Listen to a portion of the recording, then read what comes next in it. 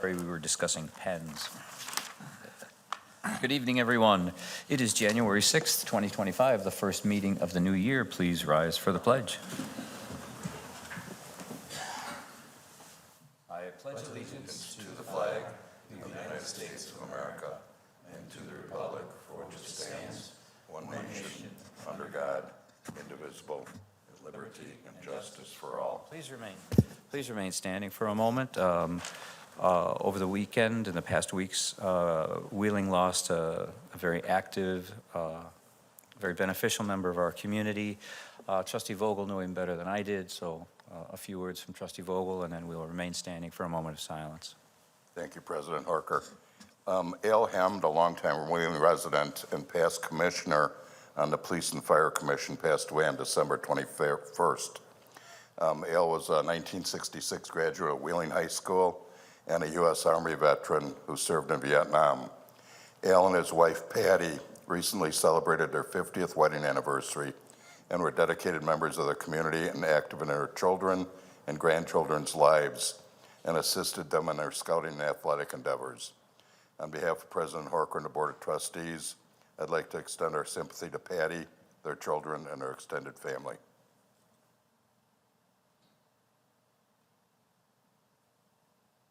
Thank you. Be seated.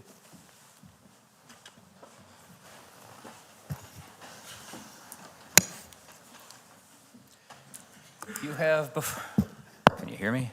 You have before you the minutes of the regular meeting of December. I have to do the roll call. Oh, we should do a roll call. Trustee Vogel, Here. Trustee Papantos, Present. Trustee Vito, Here. Trustee Lang, Here. Trustee Kruger, Present. Trustee Rufato, Here. President Horker. Here. Now. Now you can do it. You have before you the minutes of the regular meeting of December 2nd, 2024. I need a motion for their approval. So moved. Trustee Papantos, second. Second. Trustee Lang, roll call. Trustee Vito, Yes. Trustee Lang, Yes. Trustee Kruger, Yes. Trustee Rufato, Yes. Trustee Vogel, Yes. Trustee Papantos. Yes. President Horker. Yes. Changes to the agenda? Yes, there is one this evening. The petitioner for item 13A, which is the first item in new business, notified the village this morning around 11 a.m. that they no longer are seeking any change to their allowable business hours. Therefore, the amendment that was supposed to be before you this evening no longer needs to be. And with that said, I would request a motion to remove item 13A from the agenda at the petitioner's request. So moved.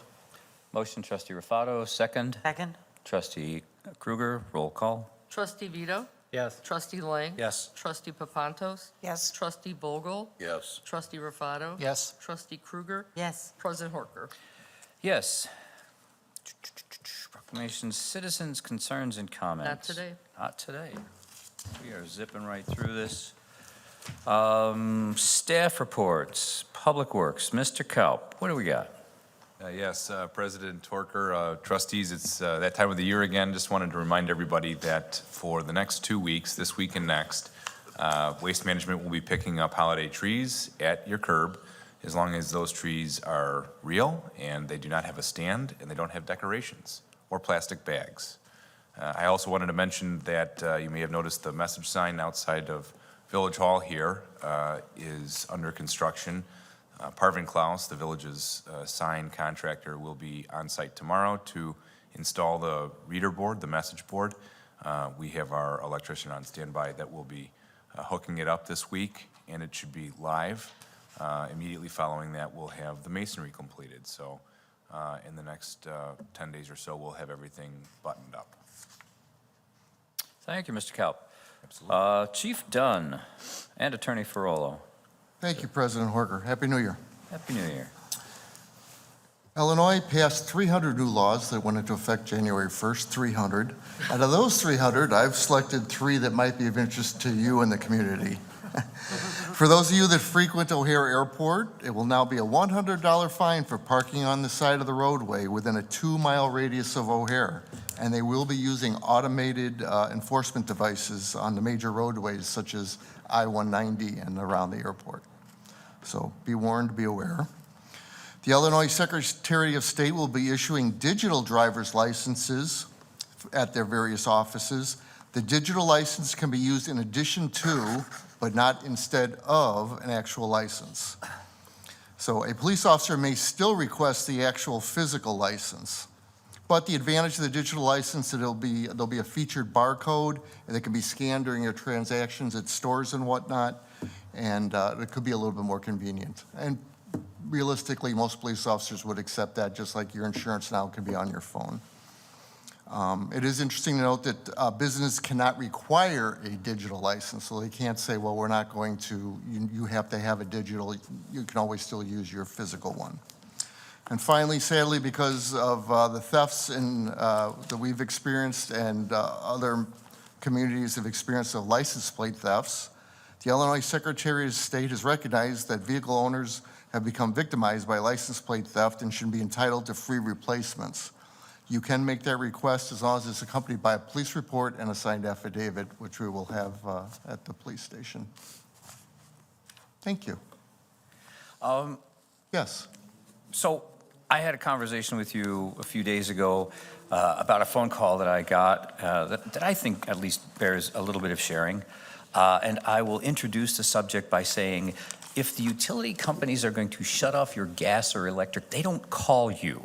Yes. They are not wanting you to be standing out there with your baseball bat or pit bull or gun. Yes, there's a lot of scams about electricity, water, Yes, they called me. and things like that. The power companies don't do that. Utilities don't do that. The village doesn't do that. And what should be a tip-off to the residents and individual is when they're asking you to pay in gift cards, or you have to immediately go to some service center or bank and wire them the money. Legitimate businesses do not operate like that. And our utilities in this area are very sophisticated. Well, they'll give you 30, 60, 90 days and the ability to work through a problem, and they're not going to just cut you off. And they don't warn you. No. When they shut it off, finally, other experiences of mine, you don't get a warning. It's just off. It's off, but you will have plenty of notice prior to that. Right. This You is get the cutoff letters, date. they're red, yeah. Right. So, anyway. But if someone's trying to pressure you on the phone to take any type of action, that don't do it. Call, and if in doubt, call us. We'll send an officer over to talk to you and the person on the other end of the phone if need be. Thank you, sir. Thank you. Clerk Brady. Oh, Jim, you To, got the to- details. Yes. A couple other laws I want to talk about to build on what the chief said. So regarding of the 300 laws, the Illinois Municipal League summarizes about 90 of those. They publish a document entitled New Laws Taking Effect in 2025 for the board and for members of the public. If you want to go to the Illinois Municipal League website, you can find this document. And these 90 laws that the league pulled out of the 300 are laws that touch upon municipal law. And of the 90, I'm going to talk about 6 or 7 of those that are more general in nature that don't touch upon law enforcement. A couple of other ones that may be of some interest to the board and members of the public that affect the Village of Wheeling. One is the Equal Pay Act was amended to require all employers with 15 or more employees to include the pay scale and any benefits and any job posting that is created relative to jobs that are available. Failure to do so by an employer can result in fines by the Illinois Department of Labor. This amendment does apply to the Village of Wheeling. The Illinois Personnel Records Review Act was amended. This is the act that governs the right of employees to review their personnel file. This act was amended to require employees that wish to review their personnel file to make that request in writing. The act now requires, or at least allows an employer to limit the review to 2 times per year if it chooses to do so. So we have to provide a review at least 2 times per year to our employees. And the amendment further outlines the types of documents that employees may request, which includes contracts that the employer claims bind the employees and also refers to medical records. Another act that was created is entitled the Workers' Freedom of Speech Act.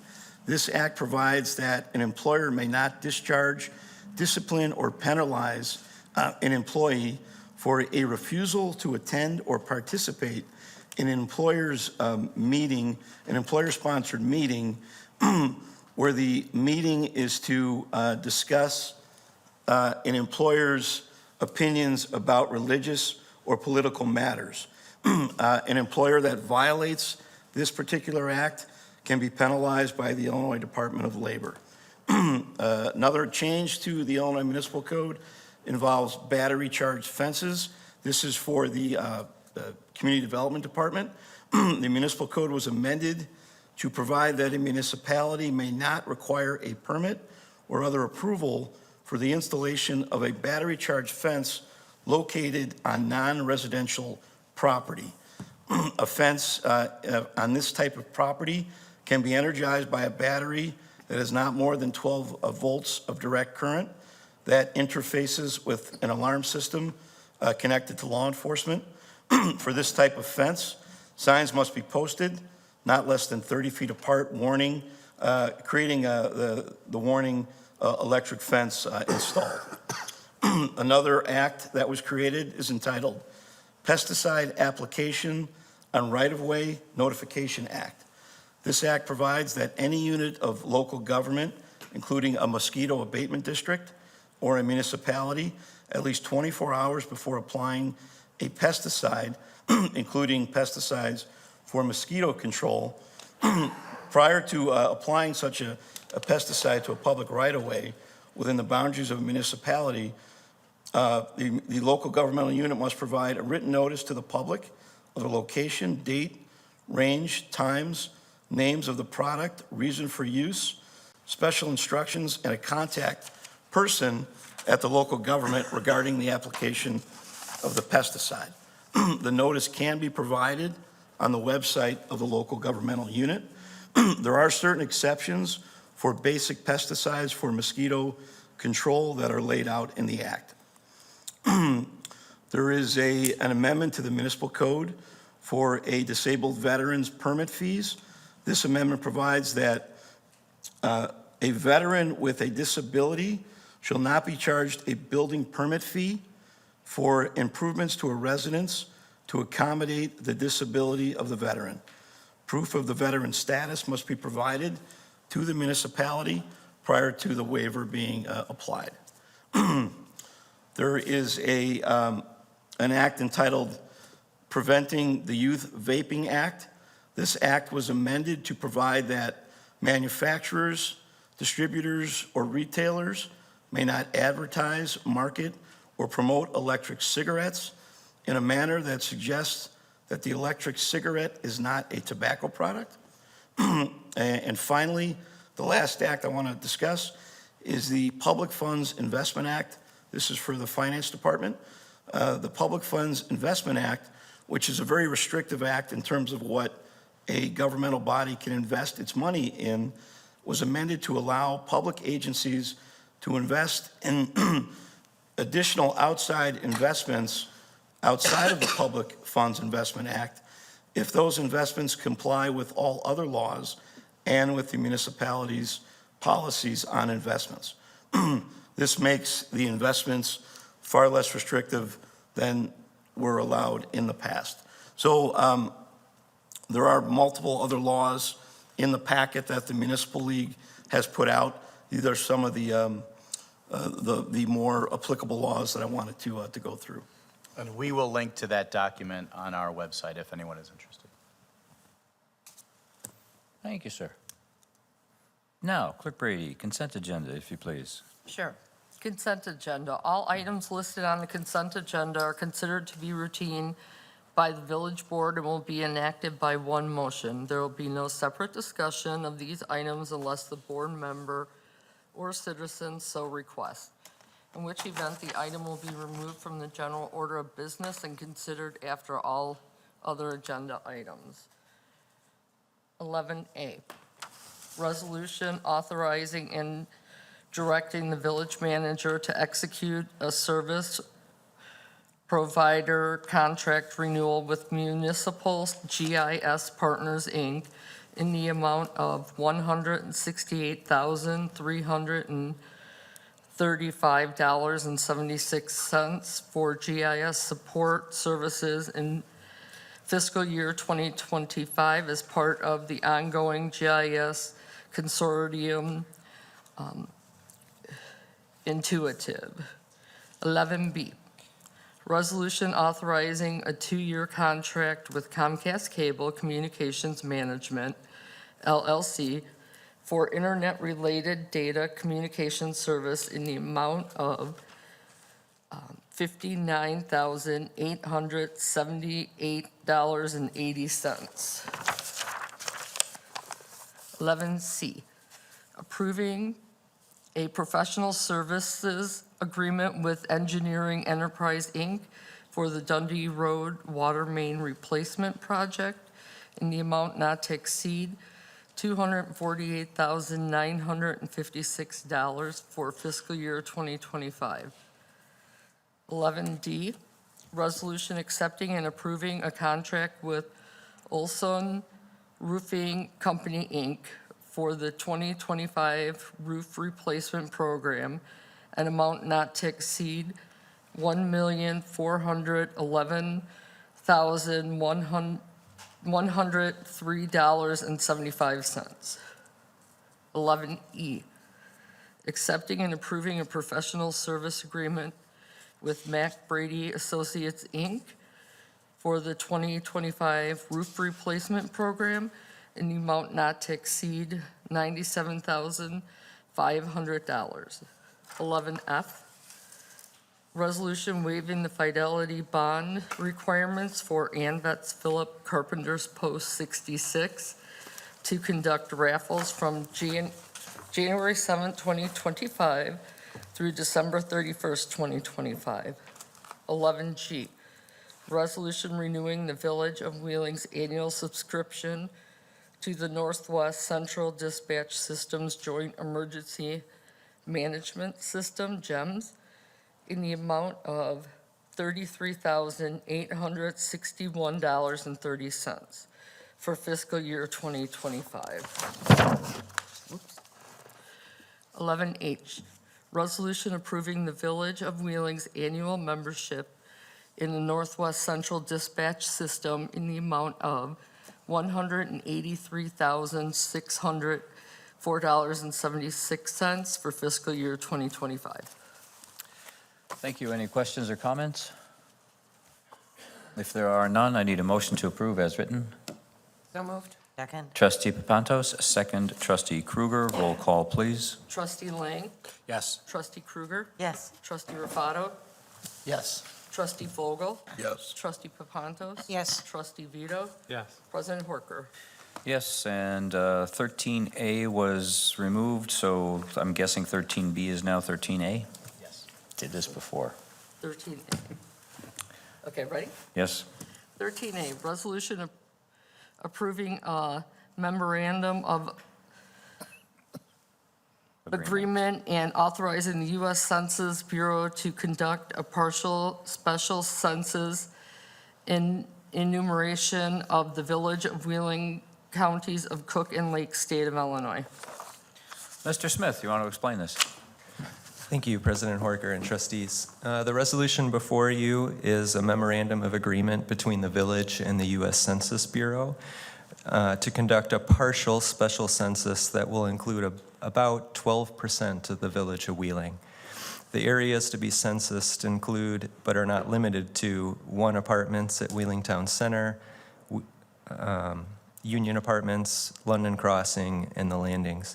The special census intends to capture the population growth from these developments now instead of waiting until the next census in 2030.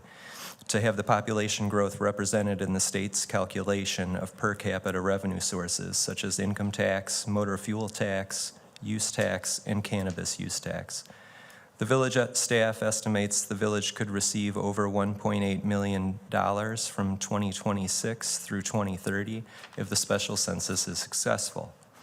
When the last census was done in 2020, 4,848 residents were counted in the areas that will be recounted during this special assessment, which again is about 12% of our total population. Economic Development Director Becker and Marianthe Athanopoulos worked with representatives from these developments to estimate an additional 1,663 residents from the new developments I listed, which is enough people to generate a revenue estimate of the $1.8 million. The Memorandum of Agreement from the resolution lays out the scope and the cost of the special census, as well as the terms and conditions. If approved, the village will pay over $540,000 later this week as an estimate of the cost of the special census. That estimate will be trued up at the end of the process, towards the end of the year when the census is complete. We'll either receive a refund or an additional bill. The village's ability to promote the census and obtain internet self-responses from its residents will be the most significant variable of the final cost of this partial special census. The village has numerous obligations throughout the process, including providing equipment and space, assisting in the hiring process of the Bureau employees for final field work, and most importantly, conducting the outreach to increase awareness of the census to our local community. If approved, invitations for internet self-responses would be mailed out to residents in late June, early July, and multiple mailings would be sent to each household during that time. The special census team would then come out in August and perform field operations to secure the rest of the population count. The goal is to complete the count by December 2025. We would then file that final count with the state and begin receiving additional revenue as soon as April or May of 2026. The Census Bureau's Regional Director, Marilyn Sanders, will contact the village in a few weeks to outline the process further. Village staff will then put together a team of representatives to assist the director as we begin to prepare and advertise the census over the next few months. I'd be happy to answer any other questions you have. There are no questions. Motion to approve? So moved. Second. Trustee Kruger, was that? Yep. Second, Trustee Vogel. Roll call, please. Trustee Rufato? Yes. Trustee Vogel? Yes. Trustee Papantos? Yes. Trustee Vito? Yes. Trustee Lang? Yes. Trustee Kruger? Yes. President Horker? Yes. Good job, Director Smith. Official communications? No? No? No? Happy New Year, everybody. Ms. Stein, nice to see you. Our one constant here. Thank you. You have before you the bills from December 12th through December 31st, 2024. We need a motion to approve them as presented. So moved. Trustee Papantos, second. Second. Trustee Rufato, roll call, please. Trustee Vogel? Yes. Trustee Rufato? Yes. Trustee Kruger? Yes. Trustee Lang? Yes. Trustee Vito? Yes. Trustee Papantos? Yes. President Horker? Yes, there is an executive session this evening for the purposes of pending, probable, and/or imminent litigation, discussion of minutes of meetings lawfully closed under this act, and whether for the purpose of approval by the body or of the minutes. I'm going to start that over. Discussion of minutes of meetings lawfully closed under this act, whether for the purposes of approval by the body of the minutes or semi-annual review of the minutes. That being the case, I need a motion to recess into executive session and adjourn the regular meeting. So moved. Trustee Papantos, second. Second. Trustee Rufato, there will be no coming back into here for any business afterwards. All in favor? No, Aye. roll call, please, roll call. We need a roll call on that. Oh, okay. Trustee Vogel? Roll call. Yes. Trustee Papantos? Yes. Trustee Vito? Trustee Lang? Yes. Trustee Kruger? Trustee Rufato? Yes. President Horker? That must be very important. Yes. Roll call. Thank you, Mr. Ferrolo.